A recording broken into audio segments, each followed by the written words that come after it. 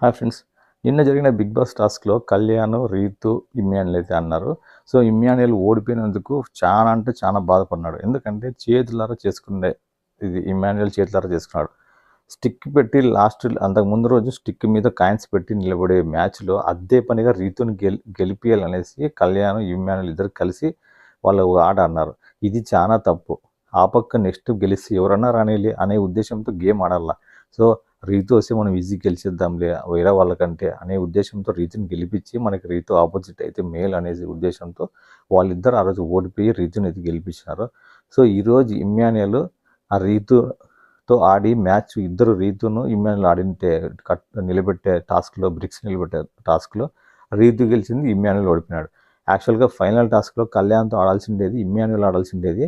నువ్వు చేసిన పొరపాటు వల్ల ఆ రోజు రీతుని గెలిపించడం వల్ల ఈరోజు నీకు రీతును నీకు ఎదురొచ్చి రీతును నిన్ను ఓడిపించేసి నీ ప్లేస్లో కళ్యాణ్తో రీతు గేమ్ ఆడింది.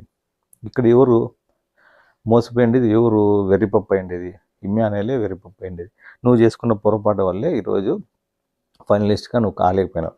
యాక్చువల్గా నేను ఫస్ట్ ఫైనలిస్ట్ ఇమ్మాన్యుల్ కానీ కళ్యాణ్ కానీ అవుతాడు, ఎందుకంటే ఫిజికల్ టాస్క్లు బాగా ఆడతారనేసి. యాక్చువల్గా సంజన కూడా ఇమ్మాన్యుల్తో నువ్వు ఖచ్చితంగా ఫస్ట్ వెళ్తావు ఫస్ట్లోనే అని చెప్పింది.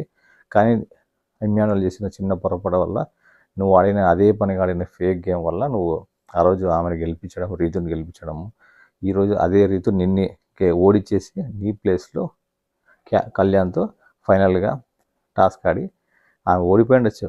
కానీ నిన్న ఇమ్మాన్యుల్ ఫేస్ చూసినప్పుడు, మ్యాచ్ ఓడిపోయినప్పుడు ఖచ్చితంగా ఇమ్మాన్యుల్ ఫేస్లో చాలా బాధ కనపడింది.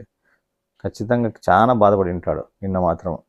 అయ్యో, నేను గెలవాల్సిన మ్యాచ్ రీతు గెలిచింది, నేను ఆడాల్సిన టాస్క్ రీతు ఆడుతుంది అనేసి చాలా బాధపడినాడు. చూద్దాం నెక్స్ట్ టాస్క్లో అయినా బాగా ఆడి ఎవరన్నా ఆపోజిట్ రానిలే, మనం వెళ్ళాల్సింది టాప్ 5లోకి వెళ్ళాలనే ఉద్దేశంతో గేమ్ ఆడితే మేలు ఇమ్మాన్యుల్.